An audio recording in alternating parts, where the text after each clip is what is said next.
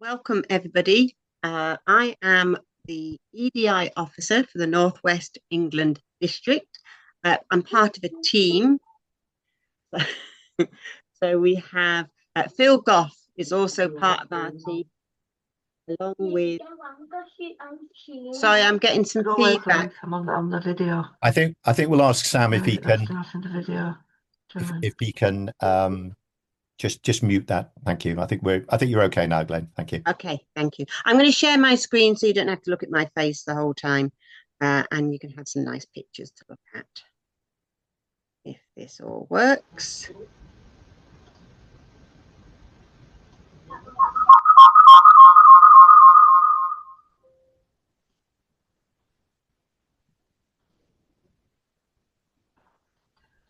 Okay, so the Northwest East Methodist EDI Group. EDI stands for Equality, Diversity and Inclusion.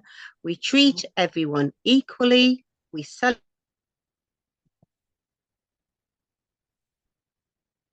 extend our welcome, so included. Talk two things that we have already done that we want to share with you. And then I'm going to mention an ongoing piece of work that some people will be invited to.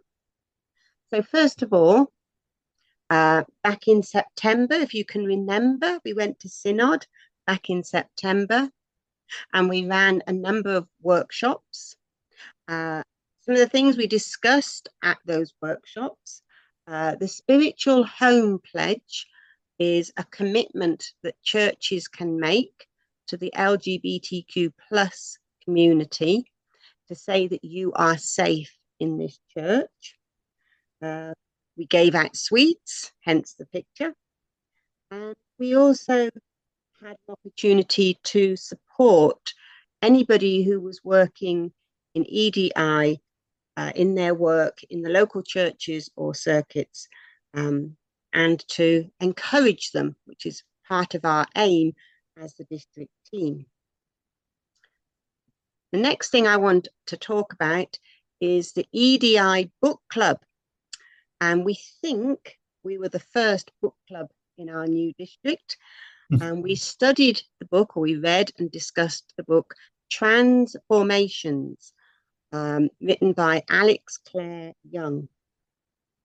We had 5 Zoom discussion meetings, ending with the author coming to share with us only a few weeks ago. It was an incredible experience to read this book.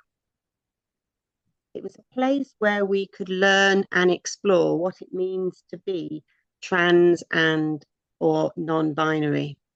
So I'm just going to show you a few definitions.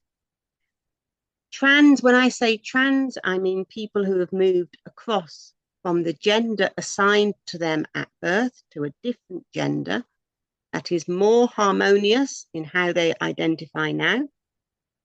Non-binary is to explore the idea there are more than 2 genders, male and female.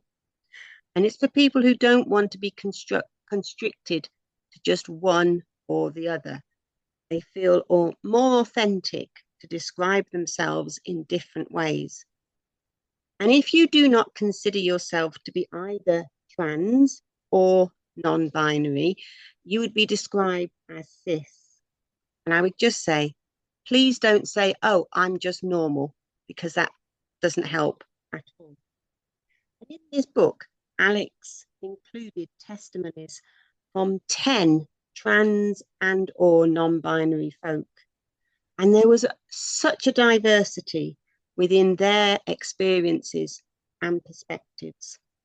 And the point that he makes really clearly during this book is just because you've met one trans person, it doesn't mean you've met all of them. So it was a really good chance for us to explore our understanding of the trans and non-binary community. We also learned more about God, our understanding of God. We talked about the Genesis creation story, where God created humans in the image of God, male and female, they were created. So we asked big questions. Is God male, female, beyond gender, including all genders, including ones that we're only just learning about? What is God's gender? And if Mary was a virgin when she gave birth to Jesus, the birth was parthenogenic, which is the development of an embryo from an unfertilized egg cell. And there was a really fascinating discussion about, in nature, such births, the offspring would always be female. So then you start to wonder, what were Jesus's chromosomes? If we accept the miracle of the virgin birth, can that help us to wonder what that might mean for those with different understandings of their own gender today? Can they see something of the complexity of their gender status within the nativity story? If your brain is fizzing at the very thought of some of these ideas, you can imagine what our conversations were like. And we remember, Alex reminded us, Jesus stood alongside the marginalized and the oppressed. What would he do in the face of attacks on people for their gender status?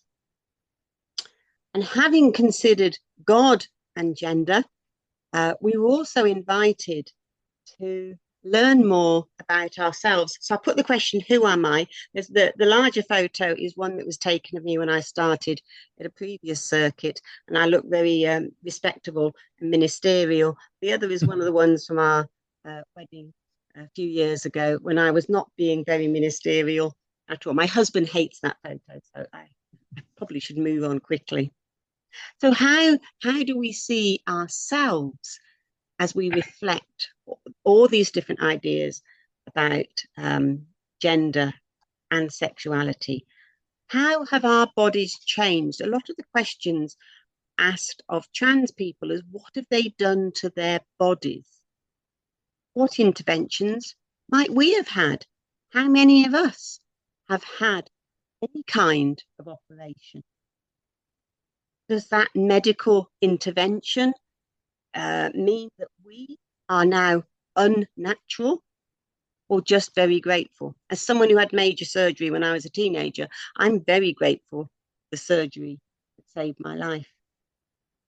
And I wonder, how have we ever thought about what it means for us to be male or female or something as yet undescribed? And do the new terms or language or ideas give us more freedom to express who we are? I think you've got a taste of some of the big questions that this book brought to us. It really challenged us. It made our brains pop and stretch to take in new concepts. It taught us just how great diversity really is. It's wide-ranging and amazing. It also gave us a real sense of joy that people can go from feeling wrong in their bodies or social settings to being able to find themselves and being able to live authentic, euphoric lives. The word euphoria was mentioned many times. The book brought up more questions than we could find answers to, and that was okay. It helps us to do equality, diversity, and inclusion. So I'd strongly recommend the book. And if you want to have conversations with anybody about it, if you've got any questions, I'm afraid I have to leave at the end of this presentation, but I'm going to let Phil can answer all the questions because he was part of the book club. So yeah, we really have learnt so much. The third thing that I would like us to talk about is the ongoing work, the community of practice for EDI officers. This is for EDI officers working in circuits and local churches. It's an opportunity to support and to learn from each other. We've met on Zoom twice so far, and anyone who is an EDI officer in the circuit or the local church is very welcome to come and join us. It's a place to ask questions, to share good practice, and to be encouraged. We meet 2 times a year. Our next meeting is on June the 10th in the evening, 7:30. It'll be on Zoom, and there'll be questions and answers. So if you know any EDI officers in your local area, either your circuit or in local churches, please encourage them to come along. The best person to help you get included onto the list is Carol Jones, who is Phil's PA, and I put her details there. If you contact Carol, she will make sure that you get the link for the next meeting. Finally, your district has a very enthusiastic EDI team, and we are here to help. So you can contact myself or Phil through Carol if you have any questions or queries. And just finally, to remind you that equality, diversity, and inclusion is all about treating everyone equally, celebrating diversity, and extending our welcome so that all are included. Thank you very much. Thank you very much, Glenn, for that update on the work of the EDI JDS Group and the district. Very interesting. Thank you. And I'm going to suggest, if it's okay with you, that we share the details of the book that you mentioned, which I think was called Transformations. We'll share that with everyone in case anyone else wants to have a read of that as well. Thank you very much indeed, and enjoy the next meeting that you're going to, Glenn. Thank you. Glenn confessed that not even she could be in 2 places at once this evening. So, but thank you for being with us, Glenn, and thank you for your update. Thank you for having me. Thank you. Bye. Okay, we're going to move on now to the reports from the 3 hub leads. So I'm going to ask Reverend Dr. James Tebbett, the Chair of District, to start us off with the mission and leadership report. And I think, James, you and Caroline are going to share this together, but you're going to start us off, I think. That's right. Thank you, Peter. Good evening, everybody. Lovely to see you all gathered together. I'm just going to start from the broader chair's perspective, then we'll focus down onto mission and leadership. And to the work of that hub. So I was joking, I wanted to give a sort of state of the union in about 2 minutes, or to take 2 minutes in which to do it, 18 months into the new district. And I think I'd want to be broadly positive, both in terms of, are we beginning to be clear and ensure that we are effective and that we're competent in what we're doing. And I'd want to say, I think we broadly are. And I'd want to say, are we beginning to see the benefits of the new district in terms of connecting us all up across a larger map, because that can bring a wider range of understandings, and in particular can pool our resources in terms of skill sets or in terms of money, and apply those resources more effectively than when we're siloed into different groups. And I'd want to say that as well. And in a sense, Glenn has just illustrated something of that by pulling together a wider EDI JDS, Justice, Dignity and Solidarity group than maybe would have been possible in any of the old districts, or indeed was established necessarily in all the old districts. And that connecting up the different EDI officers across circuits and potentially churches is a sign of resourcing and connecting in various ways. And lots of other examples I think could be brought. For example, we had a really good Presbyteral Synod this week. We gathered in Preston. Those who were able to gather physically, we were able to put it online for some of the older supernumeraries who were perhaps a little bit more frail or unable to actually join us. And I think that was bringing it across the whole district was very rewarding, was very fruitful in terms of actually engaging with people we might not otherwise see. So supernumeraries in one part of the district were meeting supernumeraries in the other part of the district they wouldn't normally have met, but through bringing the districts together in the way that we have. I want to be broadly positive, but I'm also cautious in saying that because, of course, if you're not seeing the benefits of the new district in some ways yet, or you're frustrated because something isn't yet working as well as it could be, or you're someone who's still got hesitation about the new district or would prefer it to have been done in a different way, then naturally you and others are going to be more hesitant about that. And I'm also very much wanting to be cautious because, of course, it's a work in progress, and we've got a lot further yet to go, particularly with some things, but of course, broadly and generally speaking as well. Nonetheless, I want to be cautiously optimistic to say in 18 months, I think we've got quite a long way, and to acknowledge that in 2 or 3 years we'll be even further on, and we'll really begin to see the fruits sometime after that as well, I think. It is a work in progress. We've recently in the District Policy Committee recognised that we must continue using our MALs and our deputy chairs because they're vital to the running of the district, but because there's so much reaction to do as a deputy chair, we've not yet been able to do as much facilitation of mission as we've wanted to do, but that's a work in progress as well, and we do need to work a bit harder on making some things more sustainable and some people's roles a bit more sustainable, and we're obviously thinking about that and what changes might be needed. But I want to be positive. I want to say that the work of the Mission and Leadership Hub is continuing with lots of ecumenical engagement in the different mission areas, with stationing working as a team, with some success, but also some frustrations just over the lack of ministers available connectionally.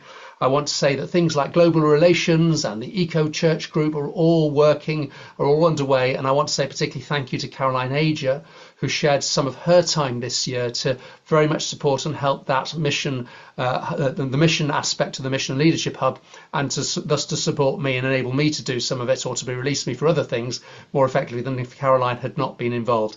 Caroline's going to take over now to talk a bit more about some of the mission coordinating stuff, and in particular the New Places, New People work. Thank you, Caroline. Thank you. Many thanks, James. So as just mentioned, I'm going to help us to think a little bit more now about mission, and we're going to focus especially on New Places for New People, or NPNPs, and I've got 3 headlines for us this evening. So NPNPs are focused on forming new Christian communities for people who aren't yet part of an existing church, and the hope is that those communities will offer a wonderful variety of places for people without faith to encounter the love of God and to become and to grow as disciples of Jesus Christ. So there's lots happening in relation to NPNPs, and within North West England District, I want to mention first some developments in relation to Lancashire Mission Area. So every district was given NPNP funding from the Connection, match funded by the district, to begin a New Places for New People. And 4 of the 5 former districts in NWED now have a district NPNP, and that's fantastic and worth celebrating. And some of those include, for example, a digital NPNP called Sanctuary and Soul, and there's also a renewed charity shop in Barrow. So we give thanks for those expressions of NPNPs. But the former Lancashire district was not able to establish an NPNP, though it did explore a number of options. And in order not to lose the funds that have been allocated, the district has to make an application to the May meeting of the Connectional Mission Committee. So we've been thinking about what might be best in that circumstance, and a proposal has been discussed with the District Mission Coordinating Group, and last week it was agreed by the District Policy Committee. And that proposal is this: that 2 of the NPNPs in the district will be extended into what is now the Lancashire Mission Area. And those 2 NPNPs are Caleb Communities, which is already in Greater Manchester Plus, and also the Neighbourhood Project, which is already in Liverpool Plus. And we're looking forward to hearing a bit more about TNP a little later on this evening. Now, we're quite confident that Caleb and TNP will together enable local and contextual NPNPs to emerge in Lancashire using structures and processes and learning from what is already happening in other mission areas where several NPNPs are flourishing. What has been identified in Lancashire is that there are particular priorities for the NPNPs there, and those are these: church at the margins, families with children, and student young adults and university. And of course, those priorities emerge from listening carefully to context and listening to God. And we remember, don't we, that some of the most economically marginalised communities, coastal and urban, are in Lancashire. And there's also a number of several higher education institutes and Methodist schools that we might like to engage with through NPNPs. So that proposal to extend CALEB and the Neighbourhood Project into Lancashire has been put to the Connectional Funding Officer in draft form. And what needs to happen once we've received the feedback from Julian Bond is that we'll take that to the representative session of Synod next month. And if that meets with support from the Synod, that will then become a formal application to the May Missional Committee in the connection. So that's Lancashire Mission Areas NPNP. The next thing I want to talk about is circuit NPNPs. So again, we're really fortunate that every district received money from the connection to support circuits to begin new Christian communities. And that funding also needs to be drawn down by the district before the end of this Methodist year. And in our district, that's only happened so far in Greater Manchester via CALEB communities. So the district has been giving some thought to what sort of oversight process we might need for that to happen in our other mission areas.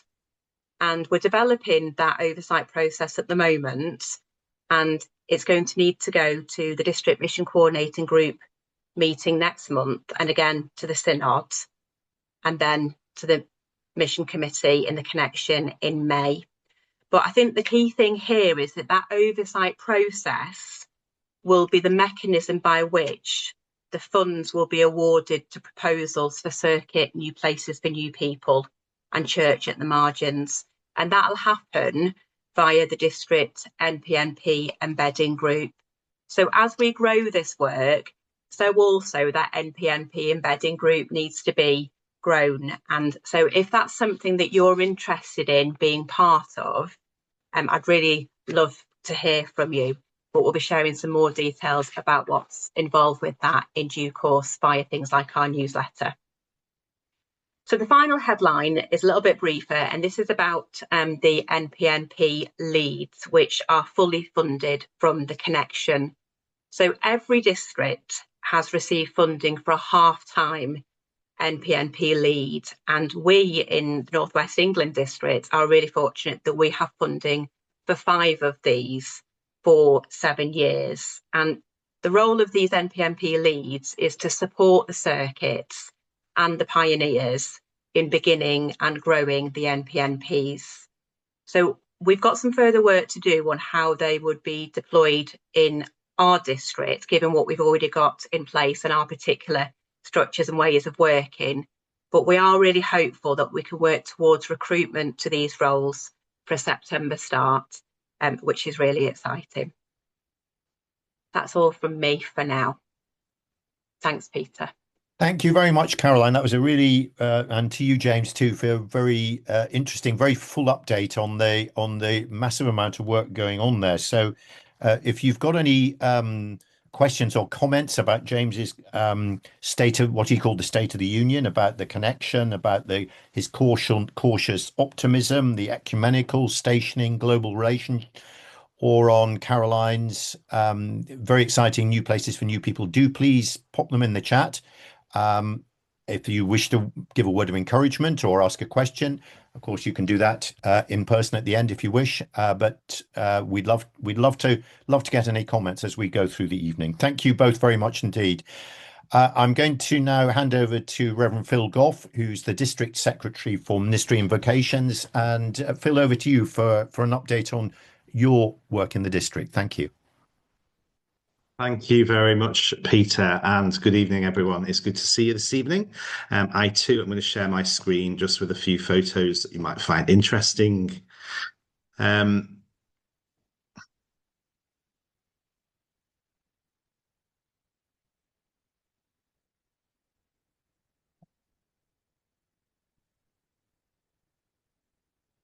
So the work of the Ministry and Vocations Hub includes supporting work with local preachers and worship leaders. In the last few months, it's been a massive joy and privilege to be present at the awarding of long service certificates for local preachers. And that's where I wanted to begin tonight, really. Methodism wouldn't be what it is without our wonderful army of local preachers. So here on Sunday afternoon at the Drive Methodist Church in Lytham St Anne's, the Vice President presented 3 long service awards to local preachers from that circuit. And I was part of something similar in the Macclesfield circuit a few months ago. We have a support group. As James said, some of these things are still forming and still taking shape. But in the next few weeks, we've got the first gathering in the new district of all the circuit local preachers, secretaries and tutors that we have. And there are lots of gaps around circuits, with circuits unable to provide tutors or local preachers secretaries. So we're looking at how we cover effectively across the whole district. So I'm really looking forward to that first gathering of circuit local preachers, secretaries and tutors, which is in May. Secondly, on Monday this last week, there was a focus for the President and Vice President's visit on chaplaincy. Chaplaincies sit in the Ministry and Vocations Hub. So as well as celebrating tonight the Ministry of Local Preachers, I wanted to celebrate the Ministry of Chaplains in our district. And thank you, Peter, for picking up the prayer as you did at the beginning, which included chaplains. We have chaplains in places of healthcare and places of education, in industry, in waterways, trains. Here on the left, we have one of our school worker chaplains, Charlotte, who's meeting the Vice President, who came to visit one of our Methodist schools. We have 30 Methodist schools or shared schools across our district, so it felt important to get him into school where he got his hands dirty in reception area in a big vat of slime and etc. So you might see that picture. And they're there at a community hub run by the church, specifically to help school families with school uniforms, school shoes and food bank. And the other photograph is the President with our Chair James visiting the Willows Methodist Home in Mobberley in the Knutsford Alderley Edge circuit. Right in the middle is the manager of that project, and to her left is the chaplain there, so supporting chaplains in Methodist homes. From the left, there are 2 Sams, 2 gentlemen called Sam. The one on the left is the national lead chaplain for Methodist homes, and tucked in at the back there is Sam Moynihan, who is the chief executive of MHA, a very, very impressive gentleman who was actually on the news quite a bit during COVID, advocating for care homes. I'm really, really pleased that we created this visit, because we have 17 Methodist home projects across the North West England district, and supporting chaplains in those places and supporting the work of Methodist homes is important. So hey to our chaplains. I still wonder how we gather our chaplains together and encourage them and support them, but hopefully that was a good start. And then thirdly, just from this last weekend's visit, here is the President speaking at our district online worship. We have district online worship once a month, and we had about 70 people attend this Sunday, which was fantastic. He pulls a good crowd, does the President's conference. His sermon has been recorded and it's already available on our NWED YouTube channel. So thank you to the team that helped coordinate our district online worship monthly. I'll just stop sharing for a moment to rattle through a few other things quickly. I'm glad Glenn mentioned JDS and EDI. I don't need to say any more about that. And we have a really good, strong children's and youth work coordinating team in the district.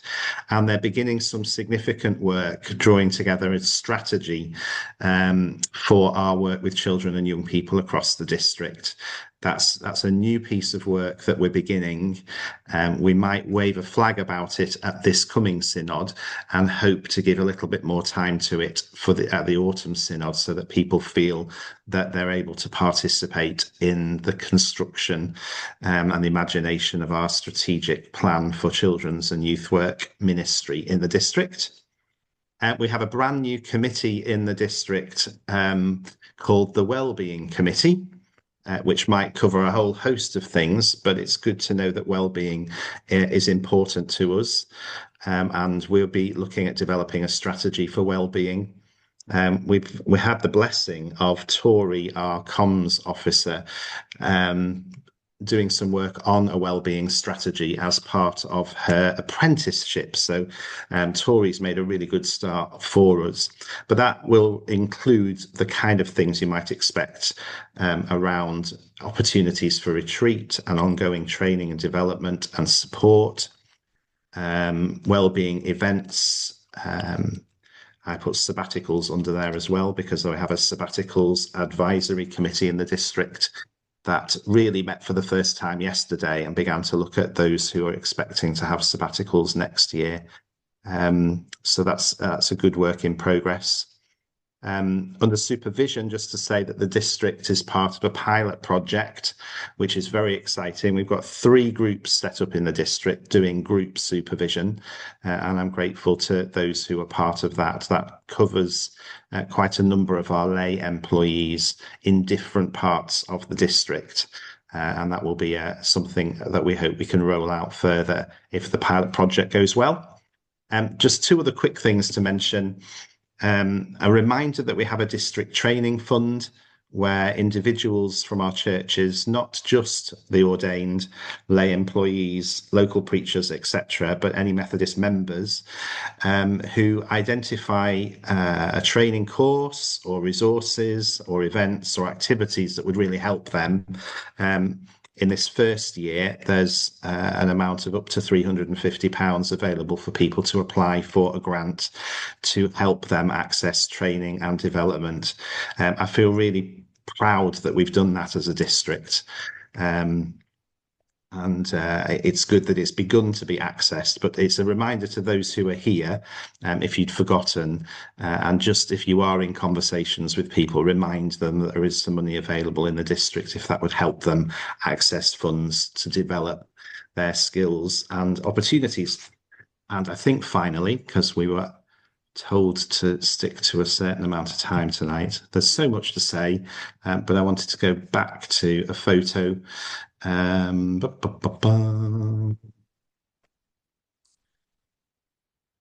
This is a photograph of the probationer ministers from across the north of the UK, actually. And 2 of the individuals on this photograph have been through probationers committee and are recommended for ordination. So if you are counting from left to right, 1, 2, 3, 4, 5, 6 from the left, at the back is Michaela. Michaela's a presbyter in the Blackpool and South Fylde circuit. And jump over 1 to the lady with green hair, and that's Sam. Sam Morris is a deacon in the Cumbria circuit. So they have to go to McPock for them to consider our recommendation, and then on to conference, of course. But we are looking forward to, with those things happening as they should, all being well, Michaela and Sam being received into full connection and ordained at conference. And Michaela's name was brought to Presbyteral Synod on Tuesday, and it was good for Presbyteral Synod to affirm that recommendation. So please pray for them. And there is a district testimony service on Sunday the 7th of June at 4 o'clock at Strickland Gate Methodist Church in Kendal for Michaela and Sam. And the good news is that we have 3 new probationers coming into the district this September, 2 probationer presbyters and 1 probationer deacon. So that's exciting to be part as a district of continuing development of those who are in their first stages of ministry and preparing for ordained ministry. And thanks once again to the outstanding probationers committee that we've had these last 2 years, and its secretary, Nicola Price-Tebbett, who steps down from that role but's done a wonderful job for us. We have a new, all being well, Synod approve, a new probationers secretary to come in from September. There you go, Peter. Bill, thank you. That was great. Thank you very much for that really great roundup of what you're up to, and lovely to finish with the smiling faces of the probationers. And having been privileged to be part of that probationer committee, it was lovely. It was really so encouraging to hear and see these wonderful probationer ministers coming through in our district. Very encouraging. Thank you very much indeed, Phil.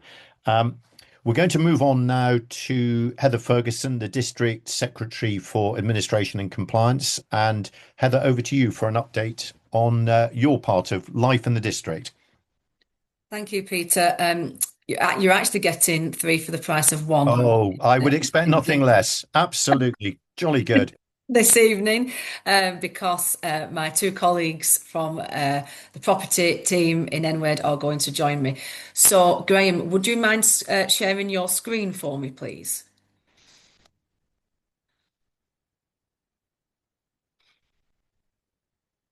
Lovely, thank you. And so, just to say that we've chosen to focus on an update relating to property in our 5 minutes this evening. So if you could just move on to the next slide.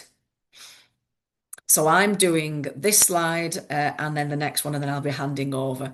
So it is just for me to say a small update about where we're up to with property life across our district in terms of the district's work and our committees and such. We have 400 plus buildings across the district, so clearly it is a very busy section. I would say one of the busiest sections that we have, and one of the things that we do a lot of is consents. And we have a consents panel, and they work tirelessly to try and get things moving through the system and supporting our churches and circuits on any projects or any works that are needed.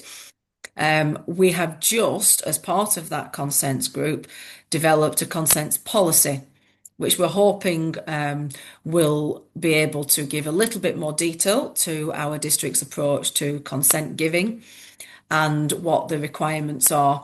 That will be going live on our website in the next day or 2. So look out for that. And of course, as usual with all our policies, it will be reviewed. It's a live document, but we wanted to get something out there as a starting point because we do get a lot of questions about consents giving.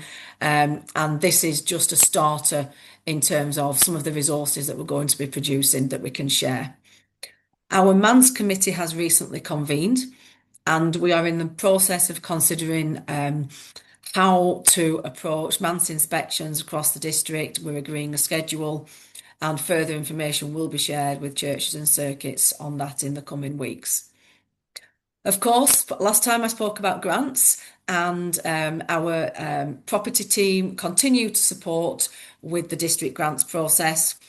They are part of that committee in terms of reviewing applications, and of course they also support people when they're at the initial idea stage, and they help with grant applications, not just with the district. They also provide advice about any other external grant availability linked to each particular project. And finally, I am really overjoyed to share that we are now fully staffed in our property team. For some time, we've had a vacancy for our additional district property secretary, and our new staff member has started this week, and I'll introduce Graham to you shortly. But we are now fully resourced in that area. And if you move on to the next slide, please, Graham, I will just tell you who is going to be covering what areas. So Graham will be covering Lancashire and a shared Greater Manchester Plus role. He will be covering mainly Bolton and Rochdale areas.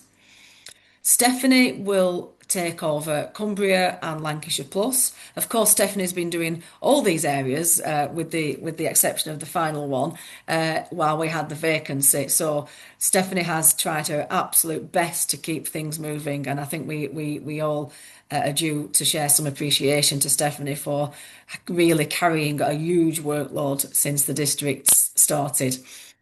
And then we have John Ream, who continues in a voluntary capacity to act as our District Property Secretary for the Manchester and Stockport areas of Greater Manchester Plus. So I have put their emails and phone numbers on there, but of course they will be shared on the website. And we also have the property email as well, which of course, anytime anybody needs to contact the team, you can just email that and we will divvy the email out as necessary. So I will now hand over to Stephanie, who is going to do the next slide. Thanks, Heather. Right. Yeah, so just very briefly, I think we'll just talk about some of the key areas we do. So the DPSs will be working with circuits and churches with on consents from the district for purchases, sales, leases, and any other building works. And I really encourage you to get in touch with us at the earliest convenience, so that we can support you as much as we can to help you help the project run smoothly. We're also there to support with quinquennials and annual returns if you need that, and also with any other compliance issues. And as Heather has mentioned already, we are the district is ensuring that MANSAs will meet the standards through our district MANSA inspections, so that our ministers are well looked after. And then we were also keen to help churches and circuits to plan for their environmental stability, encouraging them the use of energy audits and to achieve those goals. So if your church is looking at how they can be more sustainable,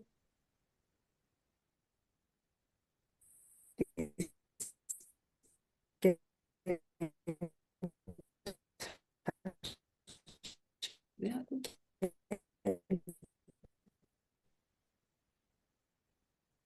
Stephanie, I think you're breaking up a little bit there. I'm not sure if everybody else is hearing the breaking up as well. Mm. Heather, you're nodding at me, which I thought it was just mine then for no, I think Stephanie, would you like are you there still, Stephanie? Heather, are you going to talk again? Yeah, that's fine. So I don't even know if Thank you, Stephanie Stephanie. realizes that she went off there for a moment, but don't worry, because Stephanie was coming to the end of hers anyway. So that means that we can now move on to, we can move on to Graham to cover the final slide. And welcome, Graham. This is your sort of your first introduction to many of us in the district. I think Stephanie's still trying to come through. Hi everyone. So yeah, as I said earlier, lovely to be on board. Nice to meet you all. So just to finish, our priorities in the property team are really about making property easier for everyone to manage. So we want to work in partnership with churches and circuits, not just to advise, but actually support in the day-to-day. So a big focus is helping improve around consent, which, as we know, or I've learned very quickly, is one of the more complex areas. So we aim to be an effective liaison where required, essentially providing timely responses to queries and ultimately giving consent panel approval. We're also here to help everyone access funds and grants and provide resources and workshops so everyone can feel more confident in managing property. And at the heart of it, it's about making sure that the mission is really at the forefront. And remembering that our buildings are here to facilitate that. And at the same time, we also recognise that there may be a need to adapt buildings to better serve the mission. And also emphasising what Stephanie just said, it's also supporting eco-sustainability. It's about how we can make environmental actions part of our mission and part of our discipleship. And finally, just that we're here to support and encourage, really. So please don't hesitate to get in touch. And as Stephanie said, please, please, please pass it on. It's really especially important to get in touch with us during the early stages of projects so that we can help right from the start and keep things going at a smooth and steady pace. Thank you for your time. Thank you very much, Graham, and to Stephanie and to Heather as well. Very interesting. And Graham, we wish you well in your new role. And good to see you and good to have you with us. Thank you very much indeed. And when Caroline was talking a little bit earlier, she was talking about one of the new places for new people projects called the Neighbourhood Project in the Liverpool Plus mission area. I'm really pleased to say we've got Hayley James from that project with us. And Hayley, I'm going to pass over to you just to speak a little bit about that project. Thank you very much. Thank you. Right, I'm going to try and share my screen. Let's hope this works. That one. Can you see that? Yes. Yeah, and does it look like it's full screen? We can see the slides now. That's it. We could see the slides down the side before, but we can now see it full screen. Fab. Sorry, I'm on two different screens, so I see different things when this happens. So I'm the team leader for the Neighbourhood Project, and I thought I'd start just by giving you a bit of background so you can understand where we've come from and what that means for kind of what we're doing today. So many years ago, right before COVID, the district chair of the then Liverpool district, the mission enabler, and I had a conversation about what it might mean to do something a little bit different, what it might mean to explore doing church and mission in different ways. And we were inspired by the story of the Good Samaritan. We heard earlier about loving your neighbour. So that was a real inspiration for us. What might it mean for us to love our neighbour in the context that we find ourselves in? The London Institute of Contemporary Christianity, if you've heard of them, have a model about the gathered church and the scattered church and what it might mean for us to invest in church, not just when we're together in our gathered spaces, but how we might equip people to be the church when we're scattered and in the rest of our lives. So not in the time we spend in our church congregations, but in all of those hours of our life when we are called to be the church in the places we find ourselves. And then the Love First cycle is something that is written by Michael Moynier, who's really big in the fresh expressions world. And it's a cycle about how we go from loving our neighbours to introducing them to Jesus and to building new worshipping communities. So these three things kind of underpin who the Neighbourhood Project is and how we got started. And so then we came up with our vision. And our vision is threefold. And this was our vision when we began. We are reflecting on this now to see if it's right for where we find ourselves today. But as of today, it still stands. So we are aiming to explore a missional approach to being the church outside of the church walls. So that's an emphasis on going, on getting outside of our buildings and going to where people are and being missional in those spaces. It's about enabling individuals to be missional in all aspects of their daily lives, with the people they spend the majority of their time. So how can we be missional to our neighbours? We use the phrase neighbourhood. That could be where we work, it could be where we live, it could be in our hobby spaces, it could be whilst we're going to the shops or sat on the bus. Just how can we be missional with all of those people we come into contact with, literally as we're walking down the street?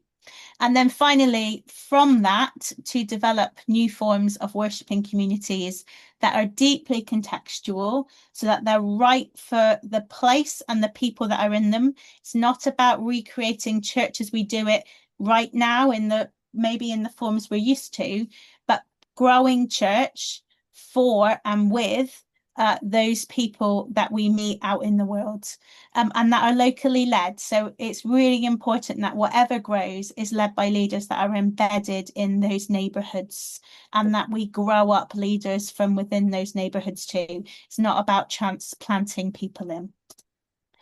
And so we developed 5 values to help us do this. And these are not in any particular order, so please don't worry that God is in the middle.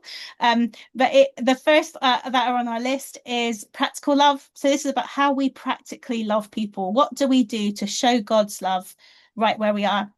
The second is imaginative practice. So that's about being able to dream past what we know, being curious and playful, being able to imagine a different way of doing and being church.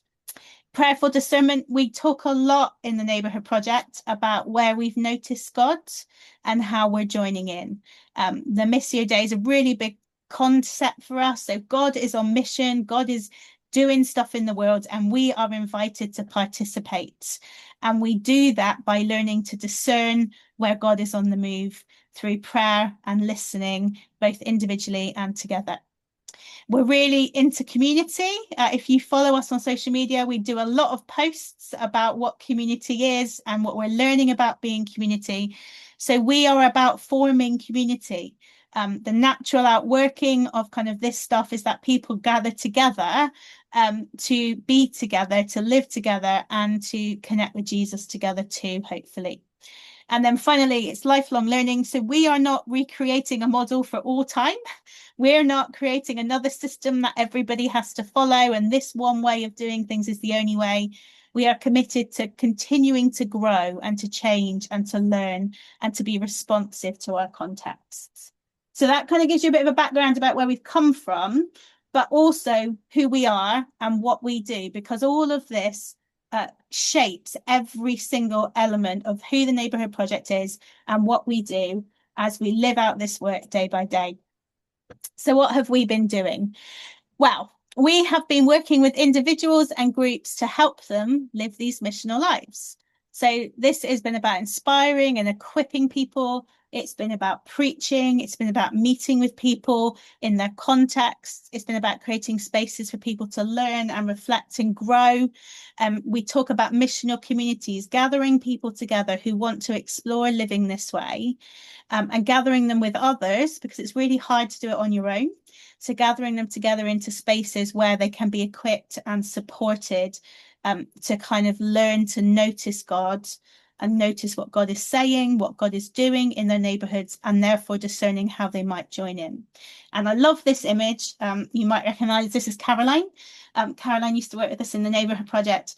And this really sums up what we're about. We're about walking alongside people as they learn to do this stuff. So we don't leave people to do things on their own, but we walk with them. And this is a picture of 2 people, and we're walking with them in their neighbourhood as they are discerning what God might be asking them to do in their context.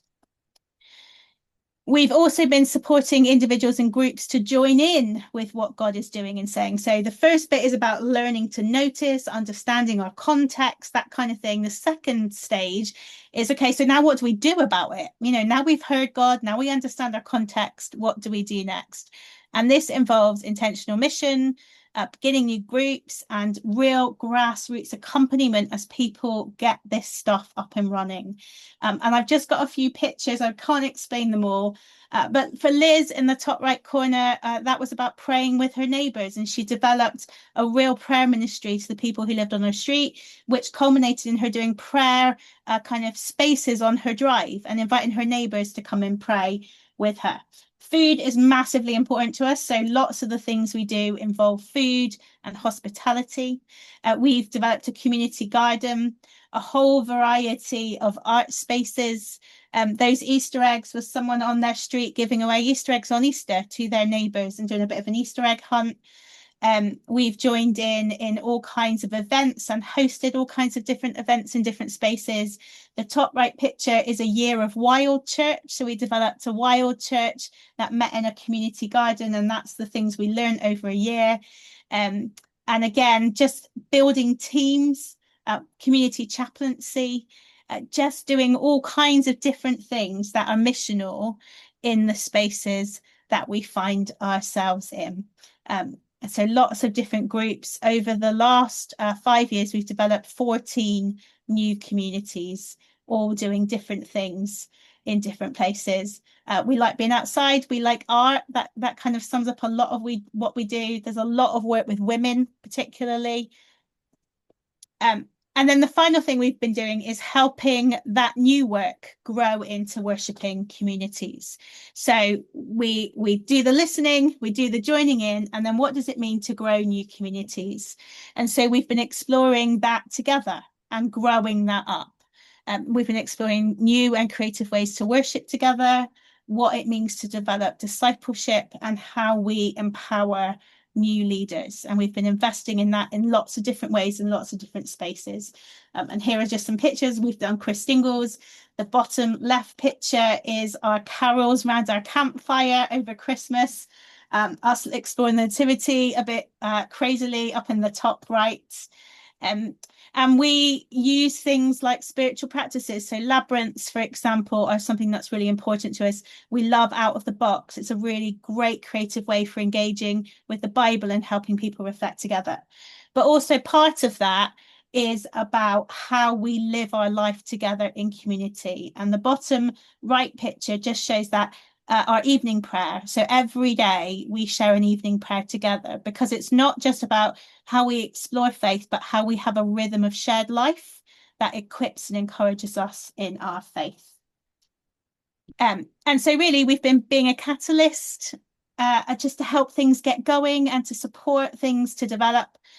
We have been also looking at how we embed our work into local structures and context. So some of the communities that we used to oversee are now embedded into local circuits, local churches, and sometimes in other places as well.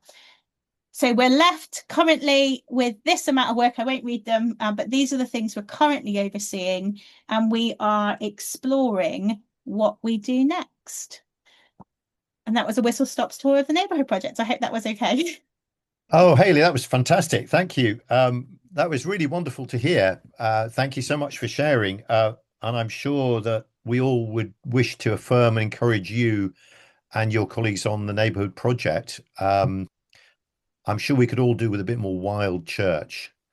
I like the sound of that. And the focus on food's always a good thing, isn't it? But thank you. That was really, really fantastic. Thank you.